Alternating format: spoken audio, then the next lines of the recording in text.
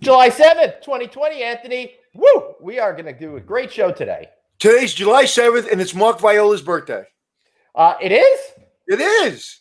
All right. Happy birthday to a Mark Viola, a different Mark Viola than I know, whose birthday is Christmas Eve. So happy birthday to Mark Violas everywhere.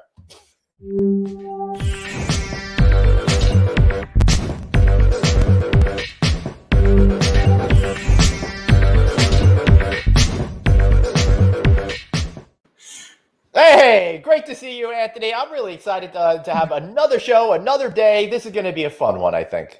I think so. Why will it be a fun one? I don't know why it'll be a fun one, but I think it'll be a fun one. Well, coming up after our first guest, we've got Mike Teller with JD Power. We're going to talk all about airlines. We're going to hear which airlines are doing it right, Delta, which airlines are doing it wrong. American Airlines. Yep. Plus, what airports are up to these days as well. So I think that's going to be a great component as travel starts to get back.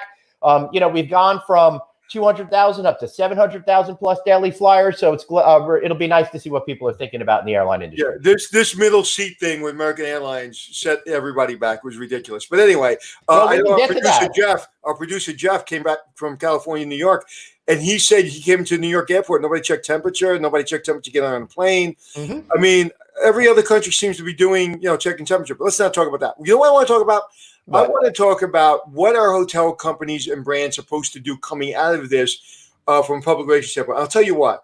I'm a sponsor of 4 companies right now. Mm-hmm. And outside of 2 companies, mm-hmm. one we'll actually be having on the show next week. But and another company I'm doing something for today. The other 2 companies shut me down. They're like, sit down. We're not doing anything. There's no messaging right now that we want you to provide because, we don't want to sell, which is understandable. They don't want to sell in the market right now mm-hmm. where people are losing their hotels.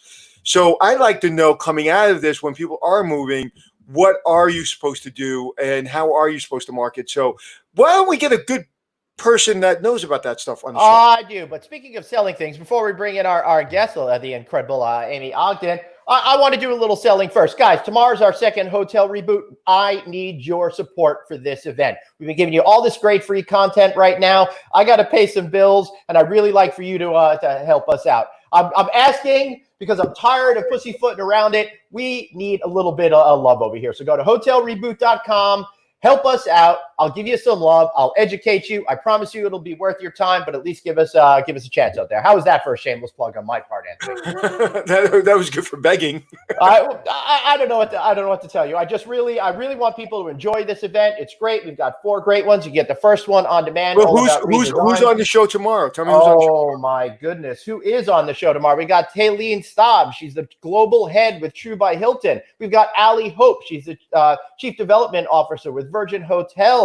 We've got SVP with Ambridge Hospitality, Mark LeBlanc. We've got Steve Van, the president of Prism Hotels and Resorts. Well, I tell you, I know the 2 young ladies on the show tomorrow, and they are my favorite people in the business. And the last and most certainly not least, Bjorn Patel, the brand new chairman of AHOA. So come on, guys, powerful lineup over here. You know who's not going to be on the show tomorrow? Me. I know it's so weird doing something without you, Anthony. I gotta tell you. I know you miss me, but I do. I wake up every morning and I'm like, oh. What time's the show tomorrow? Tell me what time. 2 p.m. Eastern time, 11 a.m. Pacific time. Hotelreboot.com. That's okay. Hotelreboot.com. Let's bring in Amy Ogden. I'm joining tomorrow. I want to listen. All right, awesome. Well, let's bring in Amy Ogden over here and see if I'm way too needy or if I know how to do PR correctly.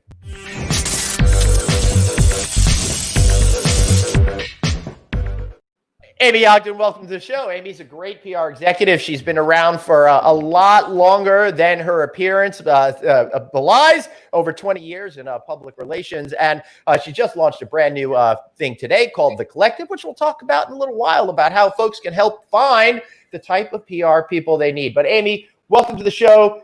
Great to see you. Maybe you could start by saying what is going on in the PR community as people are trying to figure out what the heck to do next in this COVID world with promoting their hotels. I mean, talk about a moving target, right? Yeah. I think one of the things that was beautiful about PR for so many years was that it was the long-term strategy and consistent. You set out your yearly plan, and now it's like by the time you've created your next 30 days of initiatives and goals, you have to tear that up and start again. So an industry that's been built on, steady as she goes, build the mountain, has really had to adapt quickly. And it's not only in the hotel business. It's like, it might be our company. We're working together, and the way we're working together is completely different. They're like the news cycles changes every 3 seconds. So we built out a plan for the Anthony Melchiori brand, and we work that plan. Well, we don't do that anymore. We're so topical on this show and everything that we're involved in that they're like, okay, this is what's going on. Do you want to talk about it? It's like there is no plan because everything is changing. And the one thing that hotel companies don't do well, okay, they don't adapt. And the bigger they are, the worse they are at adapting. Oh, yeah. So coming out of this, and I think you're going to see a lot of them get smacked in the head because they're not going to adapt. So what does it look like coming out of this? What can a brand do? A small brand, little brand, even a hotel or a mid-level management company? What can they do? Like, what's their number one priority? Sure. Well, the first thing that they need to do is quit thinking of a post-COVID world or the other side of this, or whatever you want to call it. This is we have a before, we have a during, and we have an after. This during, you guys, is long. So the first thing people need to do is shift their mindset and stop thinking about, on the other side of this post-COVID world. I wouldn't even use the words post-COVID. We're now going into a long during. Right. So the first thing is shift your mindset. The second part of it, I'm going to speak to travel brands specifically here, but is, we've been so deeply rooted for so many years in, telling these beautiful stories and painting a picture and all those things that made sense in a pre-COVID world. But now you're an information source. You're a news source. Think of yourself much more like Twitter and much less like Facebook, where you need to create informational content, first of all, through your PR strategy, through your social strategy, and not hang your hat on anything too far out, because as we can see, conditions change by the day. Areas that are open for travel, regulations around travel, and that's only going to continue. We are at the beginning of the during. And so I think shifting your mindset from before, during, and after to before, during, and after, and then also shifting your mindset from beautiful storytelling to informational story giving. Like, people when they're traveling now, they don't just want to know that your resort is beautiful. They literally want to know, what should I pack? What will my experience be like? What flights get me there without 3 stops? I mean, I was on the phone this morning with a good friend of mine who runs a big hotel group, and she's like, yeah, the region is open and our hotel is open. Do you know how hard it is to get there? The best flight is $900 and you have to stop twice. So there's a lot more information needed these days. Yeah, all right, so when your advisor yesterday, Glenn, what's the young lady's name that was on yesterday? Rebecca Alicia of Smart Flyer. Also, Wanderology. Go check out wanderology.com. It was amazing how many things that she has to basically tell her client before the client even arrives that we never even thought about before. Absolutely. Right. So, Amy, this is what my concern is. You get so caught up in the process and sharing what the process is, you take out all the fun, the adventure, and all the points of why we want to travel anyway. My fear is that by saying too much to people, which is needed, that they will just wind up going, oh, this is too much. It's not worth the hassle. Maybe I'll just stay home. What do you think is the right way to strike the right balance between making people feel comfortable while actually getting them off their butts to spend some money at a Amy, before you answer that question, Glenn, I have a question for you. Do you really think before people are going to come, they're going to say "oi"? I know a lot of people that attend my Minion say it all the time. Little Jewish joke. Oi, oi, oi. Such a Long Island. You wait until I just start bringing out the Yiddish later, Anthony. But that'll be on a special drinking show one night. Sorry, Amy. They take a shot every time. All right, so striking the right balance between making people feel comfortable, but not stoking fear. Exactly. So a good way I like to describe this, and a lot of that plays out on social media, even more than I think PR. A good way to think of this is I think about if you were in touch with a friend, right? if you had a best friend, but all you ever did was text that person, a photo of a cocktail in front of a sunset with the words weekend vibes, they would be like, who are you? Like, is there even a person there? But if you regularly texted them and talked to them about meaningful, interesting things, and then every once in a while you slipped in that weekend vibes, that's much more human. So I really recommend that brands think of themselves like a person where you've got different layers. One day you're conversational and interesting. The next day, a little more lighthearted and fun. It doesn't have to be all or nothing. And in fact, it shouldn't. But what you do need to do is move the needle where it used to be very little informational, maybe around like a holiday or, something a little more tactical. That needle's moving further, more informational than entertaining. My mantra when it comes to all things branding is you educate or you entertain. And if you're not doing one of those, go back to the drawing board because people want to be educated or entertained. And where in the past, maybe it was 80-20 entertainment education. Now let's just flip that to, 80-20. And I think that's a good point. I think that's why podcasts are doing so well. Everybody says everybody has a 2-second attention span. It's not true. It's absolutely not true. We have 750,000 unique visitor or unique clicks every month. I mean, people want, and we're like, when we first started this, Glenn said 20 minutes, 30 minutes, 40 minutes. We kept on arguing about it. I said, we're going to go until we run out of time. And it usually runs to about an hour and 15 minutes naturally. And sometimes it'll run longer, sometimes it'll run shorter. And I think that people are dying for information. I think that is really well said. And also, you said something I want a lot of people ask me this, and me and you may disagree. You said something like, well, it's PR or it's social media. Isn't social media PR? Yeah, it is. I wish if I could get in a time machine and go back. Sorry, I have a 5-month-old puppy next to me, by the way. So if you let me see him. Let's see the puppy. Come here, and that's one of the great things about doing this show. All of the pets are invited. This is hi, baby. That's a cute dog. Oh my God. Anyway, but if there's the occasional jump, that's what happens when you live in a New York apartment with Glenn's cat walks across the desk all the time. Good. Yeah. I don't feel so bad. So wait, what I had a really so you were asking about PR and social media. Yeah, if I had a time machine, I would go back to 2003 or 4, and I would rename public relations. It evolved, but the term didn't. And so what's happened is a lot of people, even though PR as an industry and a service has evolved tremendously, the term has stayed the same. And so I think sometimes when you say PR, people picture that old school, reporter with the piece of paper and his hat and his like little pen and his notepad, right? So today, PR is obviously media relations. It's social media. It's content creation. It's share of voice. It's podcasting. I've launched a few podcasts, and I'm about to launch my 3rd. Anthony, I could not agree more. I think if I said one thing anyone took away from this is if you don't have a podcast, please consider it. Most podcasts have a listening time of 90% of the time of the podcast. You can't get that kind of attention these days, and they are going to lock down podcasts. They're going to become monetized like social media. So get in while it's a good time. Anyway, that's a side note, but get in. Well, I remember talking to Randy Zuckerberg. I happened to be at an event with her. First of all, Peggy, you like the dog. I want to say hello to my friend Peggy. Thanks for watching, Peggy. Long time no see. I hope you're well.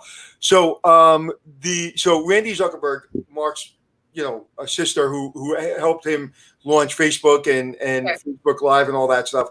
I was in the room with her, and I said, I had 10 minutes by myself with her. We're talking over a drink. And I said, one thing that every human being should be doing in the next year. And she looked at me without hesitation. She said, podcast. The second thing should be podcast. And the third thing should be podcast. I love her. And did you read her book? You can only do 3 things. Yeah. Great book. Great book. Big fan. Yeah. So podcasting. Listen, we're doing this, and this is feeding everything in my business. Okay, this is feeding all my other, this is what I do. I love doing this, right? And I love and learning all this information, whether if I'm on a TV show or news outlet, whether I'm speaking, whether I'm consulting, I got so much information. So all the information I'm getting, I'm using. So I'd imagine people listening are doing the same thing. And we talk to interesting people like you every day that we wouldn't be able to get on this podcast normally. So it's great. you. Thank you. Well, if I had to say the biggest mistake that a lot of brands are making right now in the world of PR is they put a pin in it and they stopped. PR is a marathon, not a sprint. It is a heavy boulder to get moving. And if you are in a market and you stop doing PR, but your, competitors or, your complementary properties don't, they're going to have a major head start on you when you decide to start it up again. So as brands are looking at their budgets, I really recommend don't just take your old strategy and add a mask and the words post-COVID and move on. Like, you need to really start from zero. And a big part of that is keeping the PR going, because that consistent storytelling builds the trust, and it's the trust that travelers are looking for. So let me ask you a question. I want to break. Glenn, do you have a question before I? I was going to say that it's really important, as you said, to have that message going, and that's why Anthony and I started this thing, because we wanted to keep our connections with people going. We changed our tactics, but we didn't change the goal, which was making real relationships with real people and engaging them in real time, right?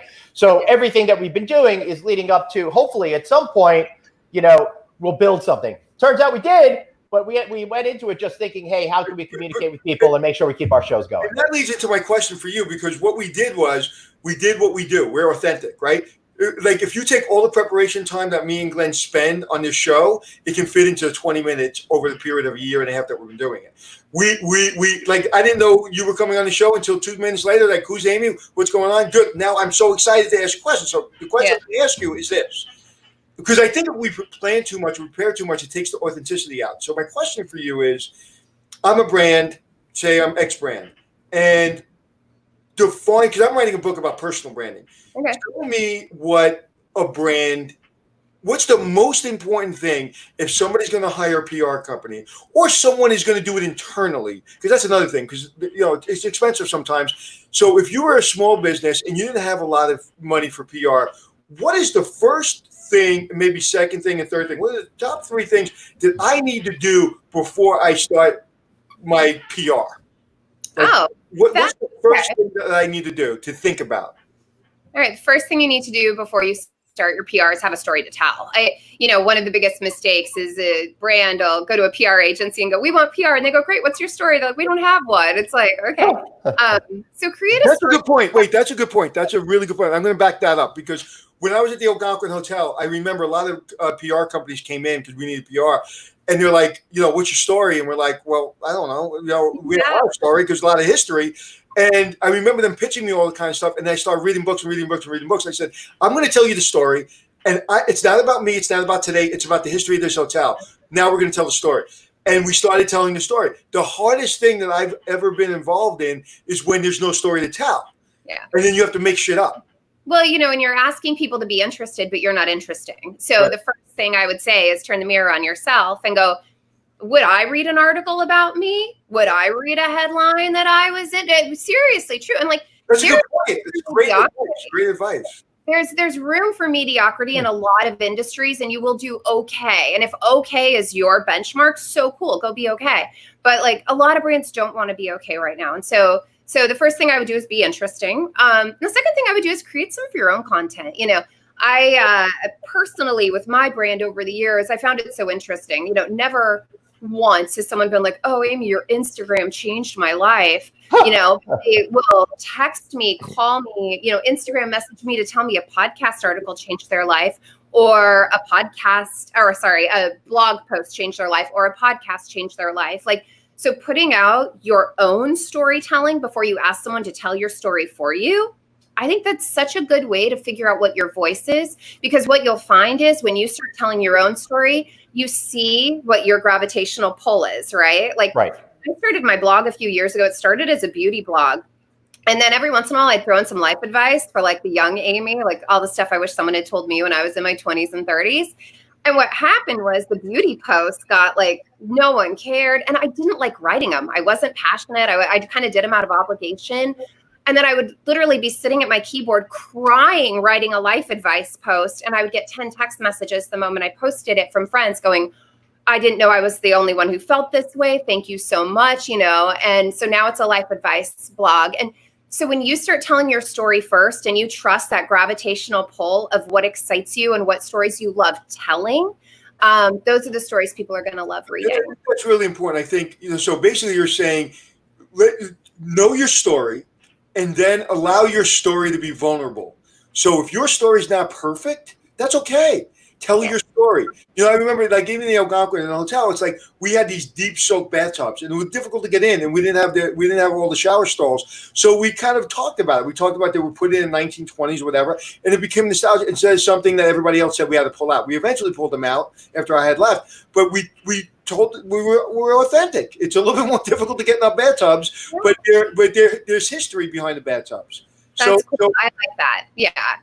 Yeah. And so that's what I would say, pre-PR, be interesting, tell your own stories first, find your true north there, and then hire an incredible PR agency to weave in the creativity with the strategy. Amy, so I got to ask you about what hotels should have PR. Should every hotel have PR? Because there's a lot of great full service hotels that have great stories to tell. But if I'm an owner of a prototypical major branded flagged hotel that just happens to be near some stuff, is PR as essential, or should I just be focusing more on expanding my distribution through the GDS and other mechanisms? Depends on what your goal is, right? If your goal is bookings and heads and beds and you are achieving that through digital marketing, paid search, SEO, all the very smart, important tactical things that any hotel should be doing, cool. If you're doing something bigger, if you're not only putting heads in beds and building the revenue you need to support your team and do all the things that you need to do as a business, if you're building a brand, then that's where PR comes in. I like to say, like, you can build your business and you can build your brand, or you can do both. Right. Oh, Amy just dropped off. That's terrible. So while we're waiting for her to pop back, she must have had an internet issue. Anthony? No, go ahead, Glenn. I was going to say, and here she comes. So I guess we didn't even have to fill the time. Boom, you came right back. I think this is probably your dog's fault. I think we need another dog shot. Bring the dog in. What's the dog's name? I like to blame everything on Willow. What's his name? This is Willow. Willow, look at the camera. It's a girl? Look at the camera. Yeah, I love dogs, but I really love that dog. Way too entertained by me right now. Yeah, she's Amy. They're scouting more views right now. So keep the dog in. They're scouting locations for a sequel to the movie Willow right now, which Ron Howard directed back in the 1980s. Life with a 5-month. So here's the deal. If you're a hotel, I want you to ask yourself this question: am I building my books or am I building my brand? You can do both. But if you're building your books, the PR will always help. But look, if you're doing the job with digital marketing, okay, but I'm pretty sure the DNA of the person who goes into hospitality, travel, and hotels isn't just trying to cash a check. And if you are, okay, but I actually don't think that's a fit. I think the kind of human who chooses to create lifetime experiences for people around the world, this is where you celebrate your birthday, get engaged, get married, your honeymoon. It's, my 40th birthday, I took 5 of my friends on a 2-week trip around the world. Like, wow. That's how, I know, don't you wish you were my friend back then, right? It was. I know. What the hell did I do wrong? Hotels are such a part of some of the biggest milestones in our lives. And so if you went into hotels to cash a check, you can cash checks. But what's that joke? How do you become a millionaire in the hotel industry? Start out as a billionaire and then you open a hotel. Right. But if you got into the industry to cash checks, okay. But I don't think anyone in hotels did. I think the people who choose to work in travel, hotels, and hospitality want to be a part of someone's life story. And that happens when you tell stories and you build a brand. When I was working at the Lucerne on the Upper West Side on 79th Street in Amsterdam, you live in Manhattan, you said? Yeah, I'm in the West Village. Okay, so I was up on 79th as a young general manager, and I didn't understand PR. And I worked 7 years. We turned around the hotel, and we did really well because, like you said, we did all the nuts and bolts. This was a little bit before the internet. So we did all the right things, right? We were in the AAA magazines. We did all the right things. But I didn't understand PR. And then I went to the Algonquin. And I had no money for marketing. And I didn't really understand even marketing that well.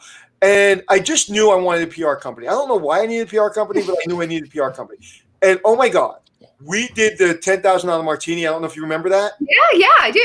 Okay, so that was ours, right? So we won. What's the biggest award you can win in the industry? Adrian Award? The Plum Award or Okay. The PR award for hotels. Anyway, so the year before, Vegas Convention Bureau won it for what happened in Vegas stays in Vegas. Yeah. We won it. The only individual hotel since to this day has ever won it because of our Martini on the Rocks. And was that your idea? We were on David Letterman. They said, oh, well, 2 billion people saw it. And we spent the PR agency, whatever it was a month, which was relatively inexpensive for a hotel, and maybe a couple grand on other stuff, maybe the martini glass or whatever. And it literally not only blew up our hotel and our revenue in the Blue Bar and in the Oak Room went sky high. The Algonquin came back. It hasn't been back in 30 years. We came back with one marketing opportunity. Matter of fact, it was so big that it became a question in Trivia Pursuit. That what is out of the Algonquin Hotel Martini on the Rocks? And it's called the Diamond. It's a diamond. So I am such a believer in PR, but you have to tell the truth. You have to be authentic, and you have to work with a really good company because a lot of them suck. I'm just being honest with you. A lot of them suck. Yeah. Well, you do. And this, I can't leave you guys without making sure I say this, though. PR doesn't mean anything if you don't know how to turn PR into profit. So one of the biggest mistakes a lot of hotels make is they do their homework. They do their research. They hire the best in class PR agency. They've got this amazing team doing the work for them, getting them incredible press results. And then when the agency says, hey, you guys, we just got you this great piece in Travel and Leisure. Here it is attached. Here are all the KPIs and metrics. And they go, great. And they file it in an email folder to die forever. And it's like, no. There are 12 different things should happen every time you get a press hit. And so anyone in hotels who's listening, one of my most popular talks, I have a webinar on it as well that I've done in the past, is called From PR to Profits. And it blows my mind how much I've seen brands hire the best agencies, get amazing PR coverage, but not carry it through all of their owned marketing channels to actually drive not only bookings, but like internal PR. Like imagine if you own a hotel and your French toast gets named by, Condé Nast as the best French toast in the South. And so I'm a business traveler, and as usual, I'm eating breakfast alone at 7:30 a.m. in the hotel restaurant. Imagine if my server came up to me, and as they're pouring my very black hot cup of coffee, which is exactly what I want at 7:30, as they put down the menu, they look at me and go, by the way, if you're not sure what to get, our French toast was just named best in the country by Travel and Leisure. And what an amazing, not only does that server have so much more pride in their role, they're not just doing a job, they're part of a brand and a story, but I'm going to remember that, And that's interesting you said pride. I think that's so important because I remember when we started our campaign there, I said to the PR company, I want to bring pride back to the employees. I want them to be proud to work at the Algonquin Hotel. So I think that's really important that everyone is involved and everyone feels proud of the hotel. They feel like they lost their way for a long time. And then I remember everybody's chest just got a lot bigger for like a year. Everybody just walked around like, yes. Yeah.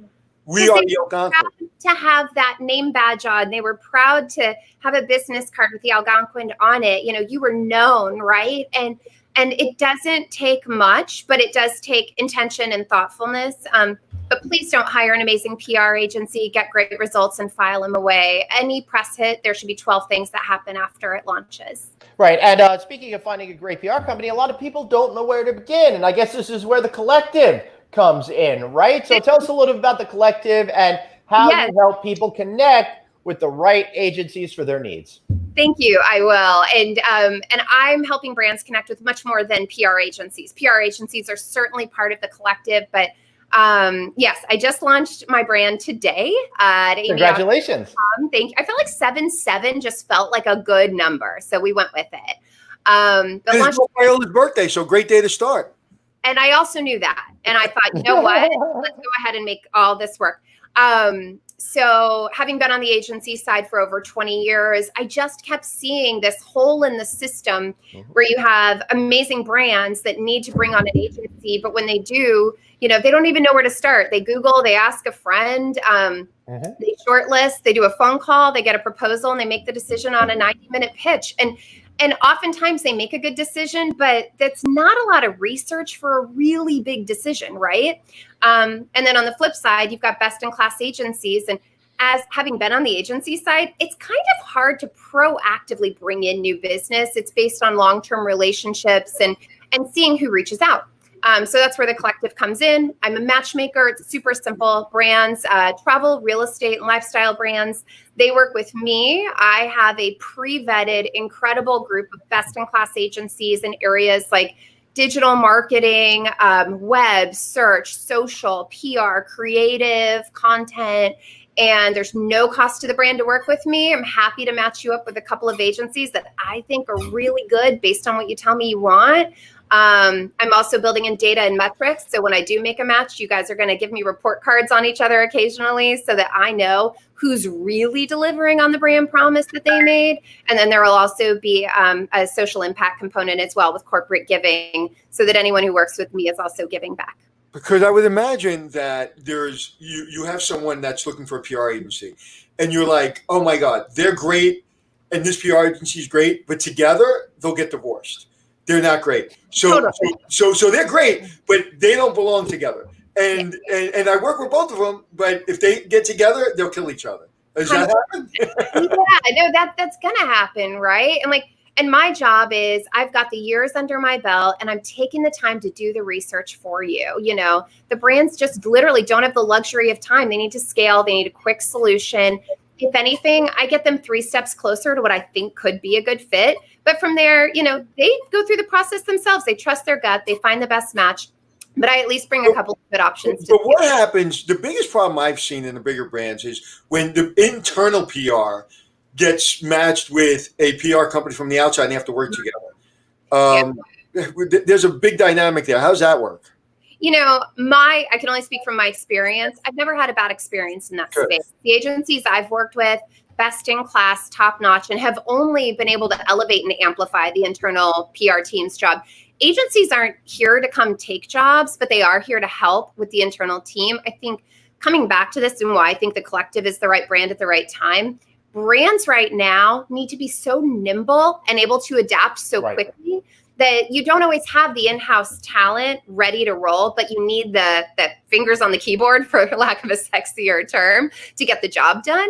And so I think more than ever, brands are going to be looking to agencies for quick turn solutions. And a lot of the agencies I know have also been more fluid on their agreements now. Agencies that once worked on annual agreements are doing shorter term projects. They're more fluid. One of the agencies I work with is this insanely good digital marketing agency. They work on month-to-month basis. They're like, if we don't earn our retainer every month, let us go. Wow. 96% of the clients they worked with 5 years ago are still with them today. They've earned that retainer year over year. So not only do I think brands have more fluidity and can shift on a dime with agencies, but agencies are also being more accommodating to what the brands need in the moment right now. Excellent. All right, Amy, thank you so much for being here. How about one more plug for the collective? How can people find you if they want to learn how to engage PR firm or other services? Thank you, Glenn. Just go to amyogden.com, click on the collective, and you can fill out a quick form right there, and I'll be in touch. And thanks for having me and Willow on. Let me see Willow one more time. I want to see Willow one more time. We need to one more Willow. Right. Do it. She has her. How old is she? 5 months. Willow. Where's the? She's 5 months. Say bye, guys. Yes. Yeah, she's 5.5. Hi, Willow. 5.5 months a So, month. Amy, Hi, before you go, I do want to say, please invite us for your around the world tour for your 50th birthday, whenever that might be. All right. While you were on the phone, I actually sent your name right into my CRM. You are in it. You're on the invite list. Hey, Amy, I'm going to send you my information. Send me yours because I have a couple questions and a couple clients that may need your help. And also, Glenn, just so you know, on my next birthday, I'm taking 5 friends around the world too, and you're not on the list. No, I'm number 97. No, you'll be first on the list. I better be on the list.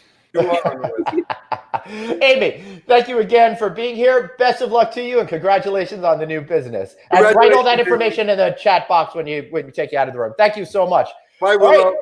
Awesome. That was pretty good. So, Anthony, listen, man, I've been around PR for a lot of people for a long time. She's the real deal, bro. Yeah, man. I know. That's why we wanted to have her on the show today. And wow, over 755,000 people hit the nation's airports yesterday, which is pretty good. So to talk about what's going on in travel and airlines and stuff like that, we got Michael Taylor of JD Power. Let's bring him on.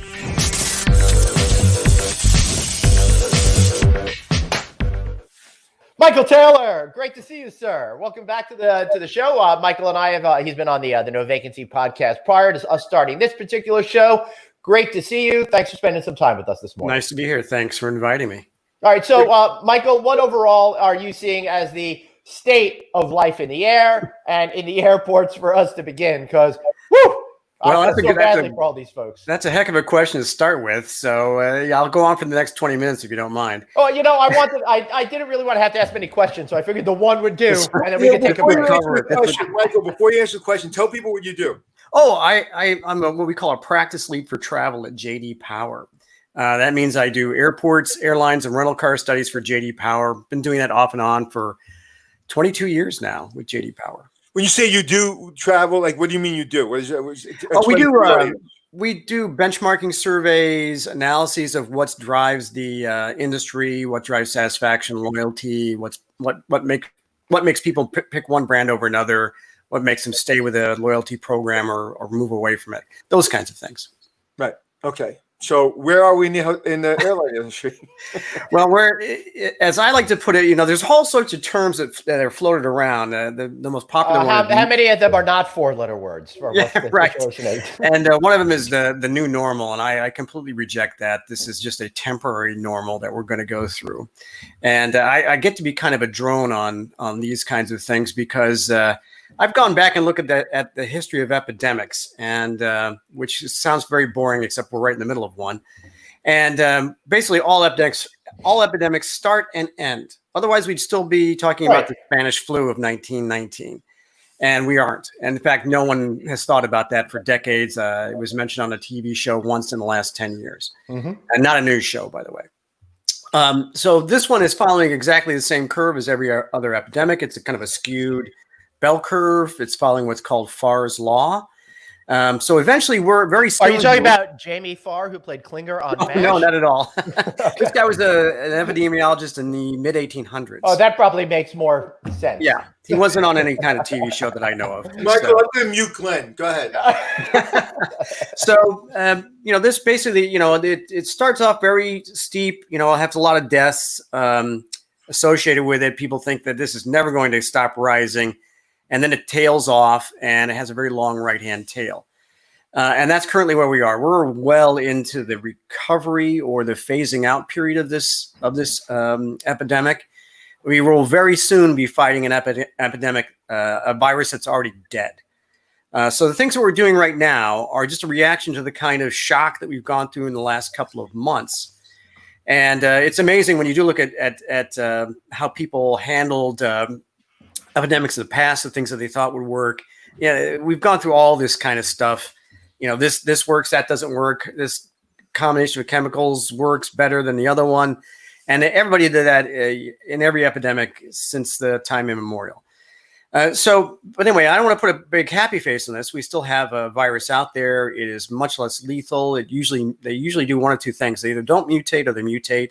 Right. And this one seems to be mutating into a less morbid strain, one that won't kill you. All right, so there are a couple of things that I do want to talk about in regards to how you say the state of travel, travel returning. But let's talk about the right now for a second. Sure. I had a chance to fly at the beginning of June to go to Vegas is reopening at the beginning of June. Jeff, our producer, just flew to New York. We both had very unique experiences. How are the airplanes handling things, the airlines handling things, and how are the specific airports handling things? And are customers happy with what's being done? Well, they are happier. I can tell you that. Through the epidemic, our satisfaction scores that we track in both the airport and airline side of things have actually gone up. Now, that's simply a reaction to, believe it or not, that's true. It's simply a reaction to the fact that kind of like when you have a major crisis, everyone rallies around the leader. So right now, everybody's forgetting about the little bit of leg room and all the inconveniences that travel normally has, and are starting to look at it more objectively from a health point of view, right? No, actually, what they're doing is they're reacting to the fact that there's no one on the aircraft, and boarding happens in 5 minutes rather than 25. That part was pretty good. Right, and I have all this free real estate around me where I can kind of spread out. I'm not hunched up. I'm not getting in that middle seat for the most part. And there's no line. For a couple months there, you were able to park next to the terminal for free. And that really because the airport's they weren't necessarily thinking of doing a favor for travelers. They were concerned about how do we sanitize the shuttle buses. Right. And they felt like they couldn't do that. It was a liability for them. So they said, okay, we'll just open up a parking lot that's nearby. And that people can park there for free and walk into the terminal. So have you been doing a lot of traveling during this period? Or have I? Yes. No, believe it or not, I haven't been anywhere since March 12th, which is a very bizarre thing. My son has been flying around. He qualified as a flight attendant on March 11th. Okay. And then, the very next day things shut down. And I'm not too sure if he has a job or not in September. Right. He graduated #1 in his class. He's got the travel bug like his father. That's awesome. Yeah. So, well, congratulations to him, but that really. Yeah. We'll find out. So tell us what you're seeing. Tell us who's doing it right, who's doing it wrong. Like, what is the #1 complaint right now? Like, I know when American Airlines opened up the middle seat, everybody went batshit on them. So tell me what's going on. That is the #1 complaint. Is this person is sitting next to me, and we're currently being trained to look at everybody else as if they're a leper. That they might have this thing and they might kill me 2 weeks later. And so it's the other person, I don't know, that stranger sitting next to me or near me. And it's just physically impossible to stay 6 feet apart in an aircraft. It just cannot happen unless the aircraft is only a quarter full and people board one at a time. And so they've changed their boarding procedures at airlines to, create have less of that, scooting by someone in the middle of the aisle. They're boarding from the back of the plane first after they put the first class passengers on, the way they used to do it many, many years ago. And I think we've talked about on this podcast before, the most efficient way to board an aircraft is say, okay, everybody get on board. And the motivated people get up and they get in their seats, and the less motivated people take their time, and it's actually faster. But the airlines want to reward those frequent flyers. But that's kind of sort of gone by the boards for this kind of thing. Because we've been sold on social distancing. Whether it works or not, there really isn't any definitive proof one way or the other that social distancing actually prevents any kind of reinfection or infection. As my grandmother would say, it couldn't hurt. If I'm not near you, how is it not working? Like if I'm 10 feet, 20 feet away from you, it's the 6 foot rule. There's people pass through a space and they leave residue behind. And so you could get infected from that by touching something or breathing in some micro dust. If you have a mask on, you're 6 feet, you're probably in pretty good shape. Yeah, but still, none of that actually has been proven. It sounds logical, sounds wonderful. This is what people do to make themselves feel better. I have no problem with that at all. That's human behavior. That's human nature. It's one of the things we study at JD Power. Most of the interesting things that we come up with aren't the numbers going up or down. It's why do people react this way?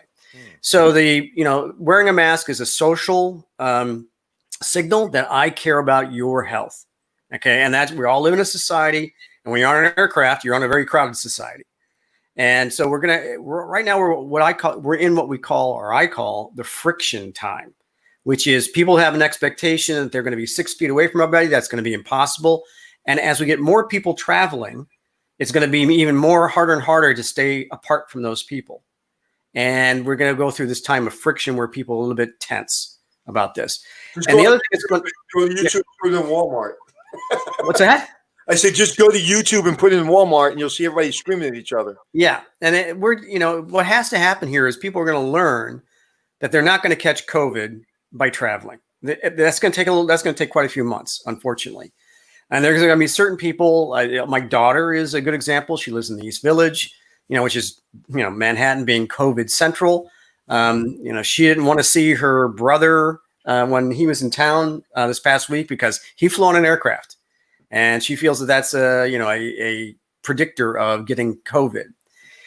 So there's a lot of human nature to this thing. This is none of this behavior, by the way, is new at all. What people did with plague ships. Quarantine comes from the Latin or the Italian word quarantina, which means 40 days. And that's what they used to do when they had a plague ship coming to port. Everybody stayed on that ship for 40 days. And if you were alive, fine. You were. But I'm getting a little confused, to be perfectly honest with you. It sounds like you're more of a doctor than you are working for JD Power. Well, I'm just trying to explain human behavior. You're in the weeds, and you're a couple of people are kind of taking. I just don't agree with you, I guess. Here's a one. Wrong. So I asked for some clarification on what exactly what he was pointing out, but right. So I don't think we should kind of get in the minutia of wearing a mask, staying 6 feet away from each other. I want to know what's going on in travel, who's doing it right, who's doing it wrong, and what is like. I'm going to travel and I'm going to wear a mask and I want you to stay away from it, but I'm going to travel. And for you to say I can't get sick traveling, no, that's not what I'm saying. That's what you could get sick, but eventually this virus is going to go away, and at that point you're going to learn that it doesn't matter where you are, the virus is dead. But you're saying if you travel, you should wear a mask and stay at least 6 feet away from each other. You're saying that, right? Yeah, I wouldn't say you have to, but it's probably advisable. Yes. Right. Okay. Yeah. So with that, what's going on right now with the person that's traveling? If most people traveling because they have to, or a lot of people are just no. Not at all. Actually, the swing is a little bit different. It's not so much business travel now as it's leisure travel. Right. People are taking leisure trips. One of the things we saw in several studies that we did about just COVID itself is that the business travel is less likely to want to travel because they feel like they're being forced. I've got to go and do this deal. I got to go see this person.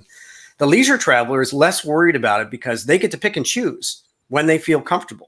My son feels comfortable flying. I work with several people at JD Power. They've been back and forth to Florida several times during the last month. One of them went to Atlanta to go to a driving school, and they had no problem. So would you travel right now? Would I travel? Yeah.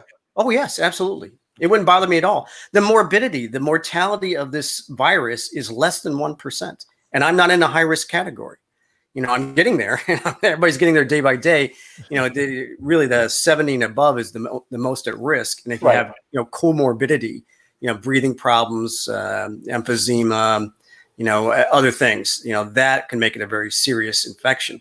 But the infection rate, what I have a problem with statistics, because that's my business, is everybody talks about this surge in number of cases. And that's a terrible number to have. The number of cases is driven by the number of tests. So really what you need to look at is underneath that, which is what is the percentage of people testing positive? And that has been dropping. And then also what is the percentage of people being hospitalized? That's been dropping with certain little pockets here and there.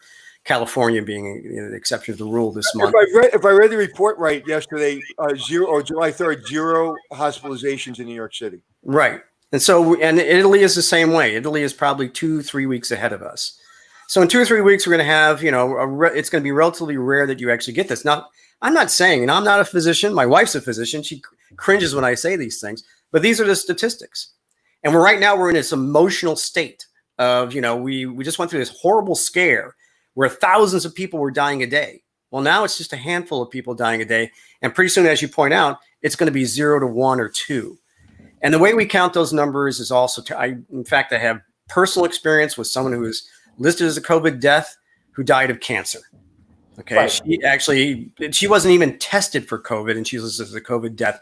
So the underlying numbers are not really reliable. So let's then move on to what do you think this will do for the psychology of the traveler? How do you see things moving forward when it comes to the entire travel industry? Yeah, again, it goes back to human behavior. There's people who want to take risks, feel they're invincible. Let's say that, that's one group. Right. They're more willing to travel. And eventually we're going to ramp up here where it's going to be harder to separate yourself. And some people are not going to wear masks after a couple of months and say, I've been doing that for months and I haven't seen any effect one way or the other. And that's going to upset some people who feel that there should be masks. So we're in this friction time, and this friction time is probably going to last for I'm going to guess 6 to 9 to 12 months. And after about 12 months, this time next year, we're going to realize that this thing is gone, dead, or they have a vaccine and everybody's very comfortable about it. And they'll start to resume their own travel. There's going to be a little trepidation and all. Now, you'd ask who's doing it right. Almost all the airlines are doing all those signaling things and also some of the disinfection things that probably will help prevent the spread of COVID. And they're doing it fairly well. People that I speak to are under the misapprehension that the oxygen or the air in the cabin is recirculated. It just keeps spinning. And so it's going to spread COVID through. And that's actually the exact opposite. The overturn of air happens in like 90 seconds or a minute 15 or something like that. And they have filters in there that they talk about, the HEPA filters with a fine particulate, 99.7% of particulates taken out. Now, I tell people all the time, matter of fact, people say under the air, because that is filtered out. Could you imagine if that was recirculated air? Everybody would be sick all the time. Right. Yeah, people are thinking about what an aircraft was when the 727 was flying. I really want to stay, because we're starting to get comments and people saying, like, we're going off on a tangent. I want to stay away from the medical part of it. I just want to stay on what airlines and hotels and what people are doing, what are the stats there. But I want to kind of get away from the medical part of it. Sure. So airlines are doing it right. What could they do better, or what do you think they're doing that's a little bit, like you said, they're signaling, which is good. So what can they do better, or what do you think is going overboard? Well, what they really need to do better, and they've actually gotten better at this, is actually giving a person control over their personal space.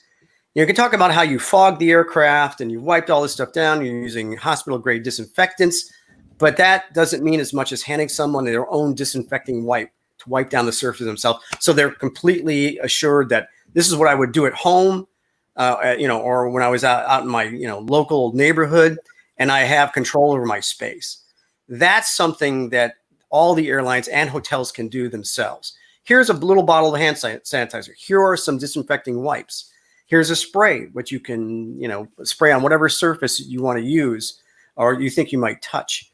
So that's the part that needs to be ramped up. We found that in research that makes people the happiest or the most assured that traveling is safe.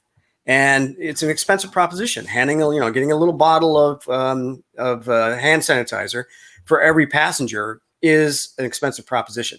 Handing out the single-use disinfecting wipes, also a significant, cost for the airlines. And they've also cut back on some of the things that introduce things from the outside, like food service and beverage service. What numbers, like what are the numbers that would surprise people? Whether it be a specific traveler, like where they're traveling to, is there, like, what are the numbers that are the most interesting to you that surprise you? Oh gosh, I'd say the one that's most surprising is the people who actually are thinking of taking a trip. That percentage is a little bit over 40% in the last time we looked at it, which is 2 weeks ago, which is higher than I thought it would be. I thought it would be like in the low 20s. So that one's more surprising. People are willing to take that risk. The other one is, the hierarchy of what they're willing to do. They're willing to take a trip in their own personal car. That's usually not a big problem. They're willing to stay in a hotel more than they're willing to get on an aircraft. So, which is kind of an unusual thing. And really, it's the getting into a confined space that seems to be bothering people the most. So that's probably those are the numbers that pop out to me. And it doesn't matter how long the airline flight is. It's just getting on that aircraft is the thing they need to, that they're most concerned about. At the very bottom of the list, taking a cruise. Right. And that's because we had at the very beginning of this thing, people were on a cruise and they had to stay on the ship for several weeks, or they had an outbreak on the ship, and some people were still remembering that. So the recovery time for the cruise industry is going to be very long, unfortunately, because and unfortunately, I think you're going to see some cruise lines just not make it. That's true. I mean, this is, 9/11, as I tell everybody, the day, 3 or 4 days later after 9/11, people started flying again and planes didn't run into buildings and they weren't crashing into the ground. So there's proof of concept that it was safe to fly. And then everything changed in a very visible way. You went to the airport and you saw people with guns. I had never seen that before in America. Before COVID, airlines were already, even though they were doing well, there were a lot of people that stopped going on cruise ships because they had some bad press, unfortunately. Right. Because people did get sick. And so a lot of people, I know people personally that used to cruise all the time and stopped cruising. I'm a cruiser. I'll go on a cruise tomorrow. Mm-hmm. Okay. Everybody's different. So, Michael, where can people find you? And shameless plug time. Well, they can go to jdpower.com/business.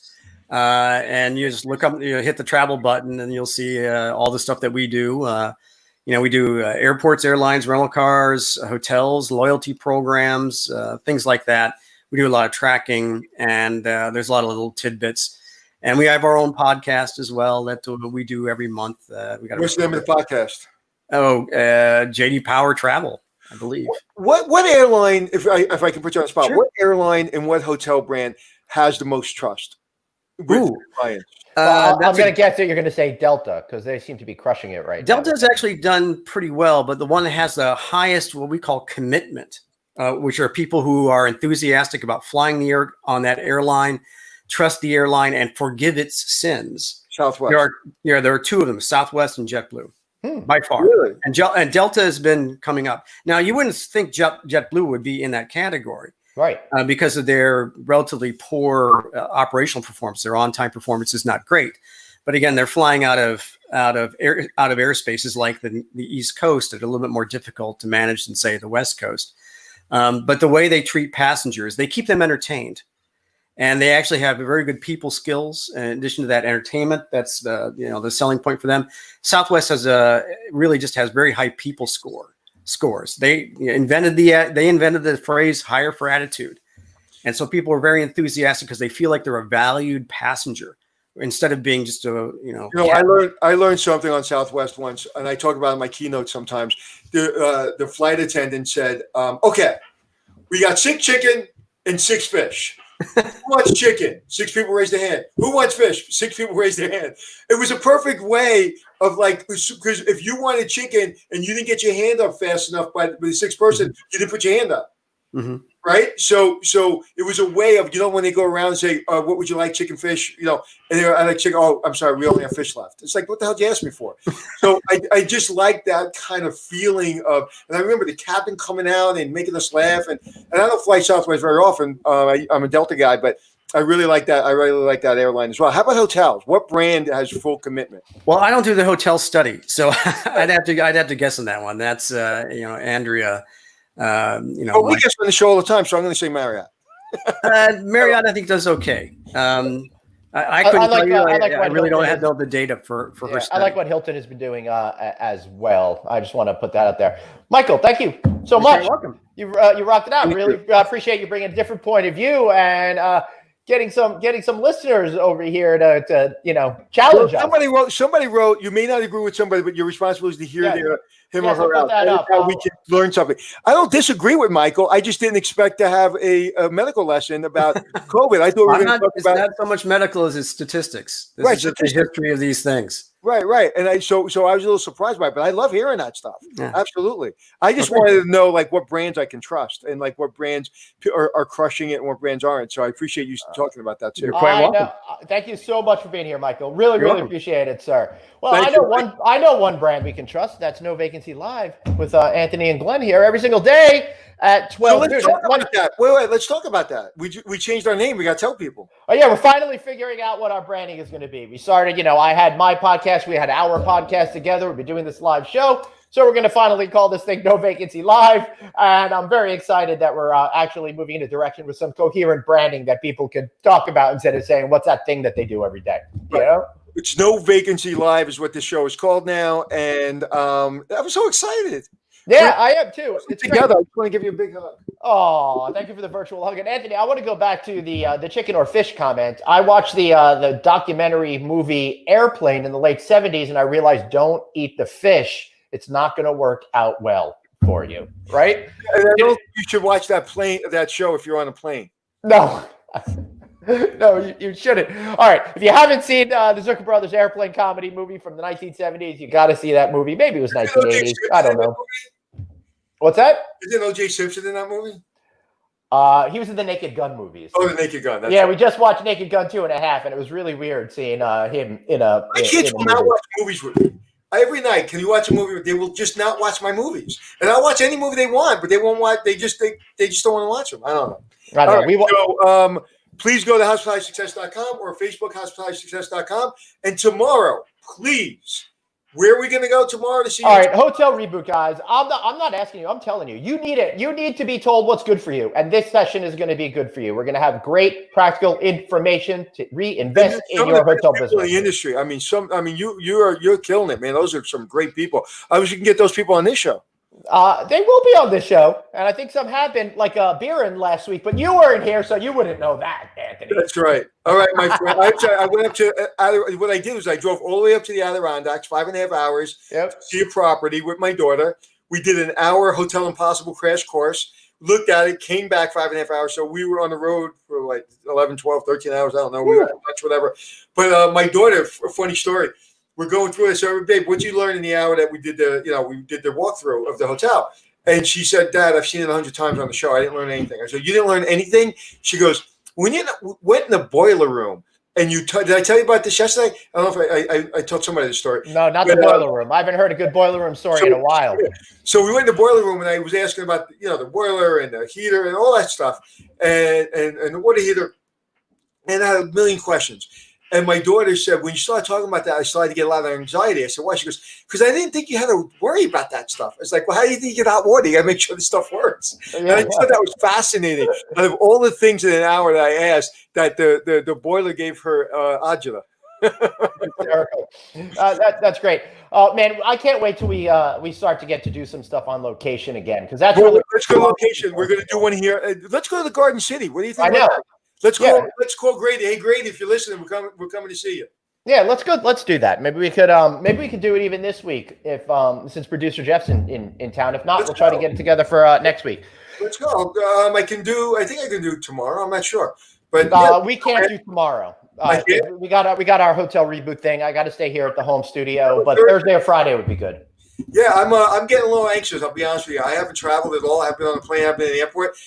My friend and driver who drives me all around, to the airports and everything, Robinson. I haven't seen him in months. I miss you, Robinson. So, and if you need a great driver, by the way, a safe driver, a person that's really taking care of his car during COVID and making sure you're safe, please DM me. I have the best person in the entire world. If you're in the New York area to drive you around, greatest person ever. All right, Anthony, you look great with facial hair, and I think that's our cue to get the heck out of here. Keep growing that beard, Anthony. And you know what the secret of growing your beard?